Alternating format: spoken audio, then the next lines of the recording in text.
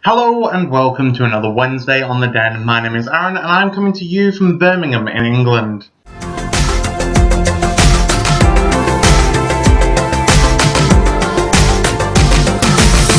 So yes, we are back on the laptop this week. That is because me and Chris are having a bit of a funny old week. Chris is in Paris. Yes, that's right, he is in France, and he is over there at the new opening of Five Guys, and he, in his new job role of corporate trainer, giving them some support and helping them with their opening as they are doing ridiculous amounts of money. Now, yes, I said that I am in Birmingham. Why am I in Birmingham? Well, I've been all over the country this week. Monday to Tuesday, I was in Boreham Wood, next to Elstree Studios, you know, where they film Big Brother.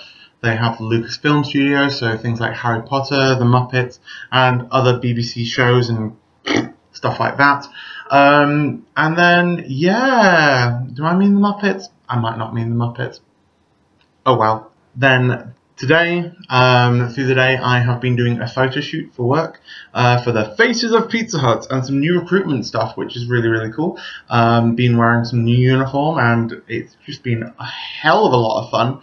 But tomorrow I am doing my other role in work. So normally I am a deputy manager in the Trafford Centre, but tomorrow I am being a hospitality leadership trainer and I am training our new shift and bench managers and starting them on their management journey in a course that we call Leading a Shift, or otherwise known as the Ultimate Leadership Mindset. So, yeah, when I was down in Boreham Wood, I was there for my induction for my degree, which, oh my god, I'm at university from next week. It's like 2 to 4 days a month.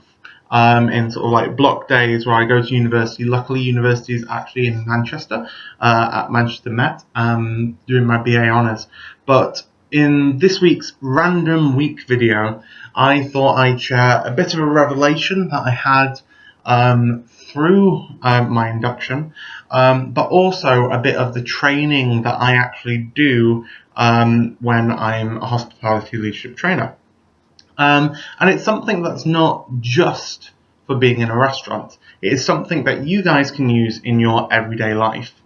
So we have this thing called Heartstyles, and it's all about above the line and below the line behaviours. And it's really interesting when you go into it, and it's something that I would really recommend you having a look at. But one of the things that we train out and that I find is really useful for everyday life is this formula that we call S+T equals B. And this is the formula that gave me a bit of a revelation on why I sometimes display below the line behaviours. So when in work, I will be doing things for the greater good of the restaurant. I'll be trying something new or whatever else. And I will then go to my manager or my area manager and say, just so you know, this is what I've done, blah, blah, blah, blah, blah, and kind of talk through it. And it's not really as an approval-seeking kind of behaviour, it's more out of a mark of respect from my point of view. But what it can be seen as from another person's perspective is that I'm approval-seeking. I'm gaining their approval and I'm kind of going, I've done this, I've done this, I've done this, I've done this. It's also why sometimes when I pick up extra things, I do it for my own personal development and because I want to be helpful, I want to help move things forward. But often, if you're sometimes that person that always says yes, yes, yes, yes, yes, I'm constantly in work, I'm constantly doing lots of stuff for work, it can sometimes be seen as approval seeking because I'm constantly trying to prove myself. I'm constantly trying to go, I'm great. And it can sometimes be seen and perceived as that I'm trying to be better than someone else.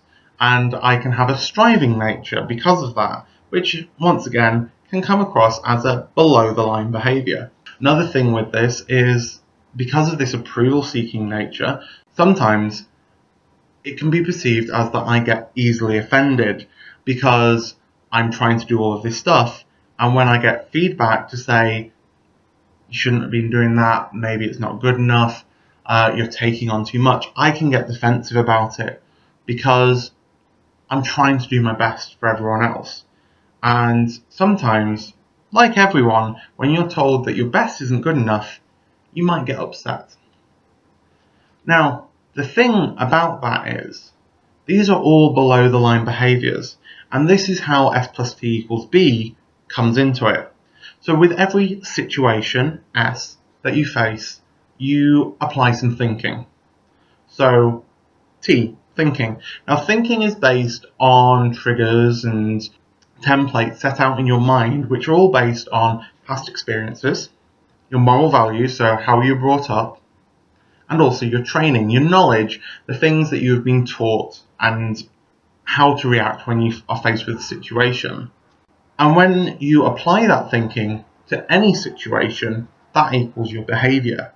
Now, the main thing with this is that your thinking and your behaviour may be driven by a good intention. An intention that is positive, that is above the line, and that you want to do something good for someone else, you want to improve, you want to grow yourself, which is all above the line behaviours, and that's what we call transforming and achieving and growing others and developing others around you. But what can happen is, when you behave in a way, your intentions may be good, they may be great intentions, and they may be above the line, but how they are perceived by others is a below the line behaviour. So sometimes you need to stop, reframe your thinking, realize that your behavior might actually be coming across as below the line, and you need to change your outward behavior so that it's a more positive behavior for the people around you. So the story that I always like to tell my trainees at this point is a story when I was little. So I have two older brothers. I have Christian and I have Matthew. Now, Christian, I used to idolise when I was little. He was great. I wanted to be just like him. But Matthew was a little bit of a bully, and he always used to make me feel very, very small. That isn't a good relationship to have. But what happened one year was that he got a spider. He pinned me down, and he put the spider onto me, and was just like, "It's gonna eat you, it's gonna lay its eggs in you, it's gonna kill you, and you're gonna die." So ever since that point, I've been scared of spiders. I've been scared of any insects, to be fair. And so when I see a spider, I react in a bad way because I apply that thinking from that past experience into the modern day situation. So, for example, I'm in the office on a Monday, I'm doing my inventory and I'm entering things, and a spider comes down from the ceiling. My automatic reaction would be to throw my inventory sheets, toss my drink across the desk, and run out of that office screaming. Now, that outward behaviour is not productive. It's not good. And people look at you and you think, he's a little crazy. But as with time has gone on, I've realised that this is a bit of an irrational fear. It's not real. It's not going to happen. So when I am faced with the situation of a spider, I need to stop. I need to reframe my thinking of, oh my god, it's going to kill me, it's going to lay its eggs in me and I'm going to die. And I need to change it to a more positive one of going, I know this is not going to happen. That was one bad experience that I have let rule my life. That spider's fine. It's not going to hurt me. And I'm going to change my outward behaviour. And behaviour so it's more positive. And that behaviour is calmly going, okay, here's my clipboard, smack. Or, just walking away from it and not reacting in such a bad way. Now that might sound very basic, but you can apply it to lots of things. So how many times have you faced in your life a situation where you have applied your past thinking? It might be something like a fear of a dog, and you hear a dog's barking and you automatically get anxious. But for me, the revelation at the start of the week was over negative conflict and bad feedback.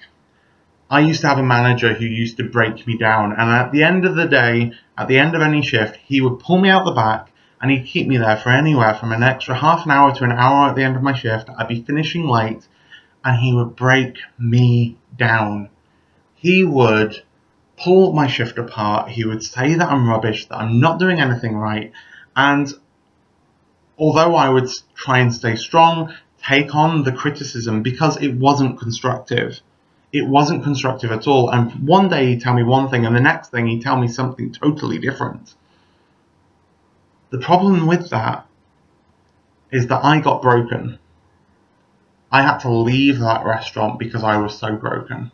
I've spent the last few years rebuilding my confidence, but when I'm faced with negative feedback, conflict, or someone getting very loud and vocal, I take it really badly and I get easily offended. If I get feedback, I have to stop and I need to reframe my thinking. I need to think, no, this is not that manager. That is not the manager who broke me down. This person could be having their own problems. They could be having their own bad day, which is why they're shouting at me. This person is giving me feedback because it's constructive and because I need to do something with it and because I need to learn and grow from it. I need to stop. I need to reframe my thinking and I need to change my behaviour into a more positive one where I go and I think, this is just feedback to make me better. Use it. This person potentially needs me to talk to them and help them calm down because something bigger is happening in their life, but it's not a personal attack against me. What I need to do is stop, reframe my thinking and change my outward behaviour, take on that feedback and turn it into a positive behaviour and transform myself and take that feedback to become a better person, a better manager.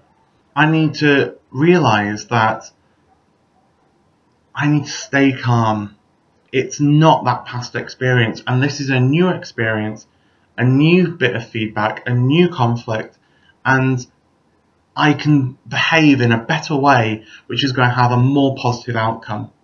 And you all can use this in your everyday life. How many times have you had an argument with an ex, or an ex has cheated on you in the past, and you apply that thinking of that past ex to your new relationships, to your new friendships, to your new boyfriend, to your new other half? Perhaps you need to stop, reframe your thinking and think, this isn't my ex anymore. This is a new person, this is a new friend, this is a friend that I love, this is a boyfriend, a partner that I love and adore, and they're not going to cheat on me. They're not going to try and belittle me, they're not going to try and break me down and make me feel shit because of their shortcomings. Don't base past experiences on new relationships, new friendships. Always approach something with a positive mindset. You choose to be happy. You get up each day and you're the one who decides if I'm going to have a positive mindset or a negative one. You choose if you're going to have a positive behaviour or a negative one. And that's all about your mindset and applying S+T=B. Sometimes you need to stop, reframe your thinking and change your outward behaviour. Now I know that's a little bit different from any of my previous videos, but I hope that you've enjoyed it. I hope that you can use it, and if you just think it's a load of bollocks, then that's fine. But if it's something that you think that you can use, something that hits home with you, have you got a time in your life where you always apply that past thinking to a current day situation? Perhaps you need to realise that that's not what's happening today, and you need to change your outward behaviour to a more positive one so that you can move forward in life. Anyway, hope you've enjoyed today's video, and I will see you all next week. I believe Chris is going to give you a bit of a catch up on how his week has gone, and I think he wants to do singing or something. I don't know. It's Chris. Have a wonderful rest of your week, guys, and I'll see you next week. Bye!